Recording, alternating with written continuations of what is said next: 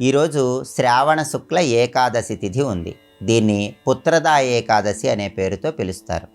పుత్రదా ఏకాదశి సందర్భంగా ఎలాంటి విధి విధానాలు పాటిస్తే శ్రీ మహావిష్ణువు సంపూర్ణమైన అనుగ్రహం కలుగుతుందో, అలాగే శ్రావణ మంగళవారం సందర్భంగా మంగళగౌరీ వ్రతంలో పాటించాల్సిన ముఖ్యమైన నియమాలేంటో నేటి శుభం లాభం అనే శీర్షికన పరిశీలిద్దాం. ప్రధానంగా ఈరోజు శ్రావణ శుక్ల ఏకాదశి, దీన్ని పుత్రదా ఏకాదశి అనే పేరుతో పిలుస్తారు. పుత్రదా ఏకాదశి రోజు ప్రధానంగా 3 విధి విధానాలు లేదా ఆ మూడింటిలో ఏ ఒక్క విధి విధానం పాటించినా విష్ణుమూర్తి సంపూర్ణమైన అనుగ్రహం కలుగుతుందని స్కాంద పురాణంలో చెప్పారు. ఆ 3 విధి విధానాలు ఏంటంటే, మొట్టమొదటిది ఉపవాసం, రెండవది విష్ణు పూజ, మూడవది జాగరణ. ఈ మూడింటిని కానీ మూడిట్లో ఏదైనా ఆచరించినట్లయితే విష్ణుమూర్తి మిమ్మల్ని చాలా సులభంగా అనుగ్రహిస్తాడు. మొట్టమొదటిది ఉపవాసం. ఉపవాసం అంటే ఈ రోజంతా ఉపవాసం ఉండి కేవలం పాలు పళ్ళు మాత్రమే స్వీకరిస్తూ మర్నాడు ద్వాదశి రోజు విష్ణు పూజ చేసి ఎవరికైనా భోజనం పెట్టి ఆ తర్వాత ఆహారం స్వీకరించాలి. అలా ఉపవాసం ఉండలేని వాళ్ళు ఈరోజు రాత్రి వరకు పాలు పళ్ళు స్వీకరిస్తూ రాత్రికి గోధుమ రవ్వతో తయారు చేయబడిన పదార్థాలు ఆహారంగా స్వీకరించవచ్చు. దీన్ని హరినక్తం అంటారు. హరినక్తం ఉన్నా రేపటి వరకు ఉపవాసం ఉన్నా ఒకే ఫలితం వస్తుంది. ఇలా ఉపవాసం ఉంటే విష్ణువు అనుగ్రహిస్తాడు. రెండవది విష్ణు పూజ.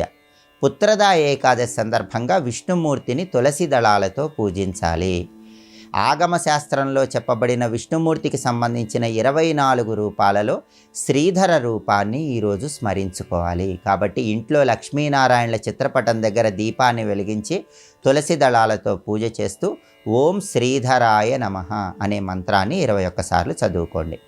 విష్ణుమూర్తికి పచ్చకర్పూరం కలిపిన తీపి పదార్థాలు నైవేద్యంగా సమర్పించండి. ఇలా విష్ణు పూజ చేస్తే విష్ణువు తొందరగా అనుగ్రహిస్తాడు. మూడవది జాగరణ. ఈరోజు రాత్రి 12 గంటల వరకు విష్ణు నామస్మరణ చేస్తూ విష్ణు కీర్తనలు శ్రవణం చేస్తున్నట్లయితే విష్ణుమూర్తి అనుగ్రహం కలుగుతుంది. పుత్రదా ఏకాదశి సందర్భంగా ఉపవాసం, విష్ణు పూజ, జాగరణ ఈ మూడింటిలో ఏ ఒక్కటి కానీ మూడింటిని కానీ ఆచరించినట్లయితే విష్ణుమూర్తి అనుగ్రహించి వృత్తి, ఉద్యోగ, వ్యాపార రంగాల్లో అత్యున్నత స్థాయికి చేరటానికి ఆస్కారం ఎంతగానో ఉంది.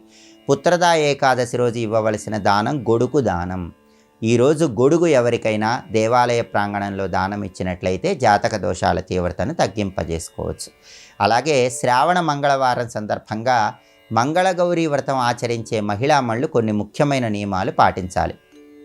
వివాహమైన మొదటి సంవత్సరం నుంచి 5 సంవత్సరాల పాటు మంగళగౌరీ వ్రతం మహిళామణులు ఆచరిస్తారు. అయితే వివాహమైన తర్వాత మొదటి సంవత్సరం ఆచరించడానికి వీలు కాని పక్షంలో 3వ సంవత్సరం ఆచరించుకోవచ్చు.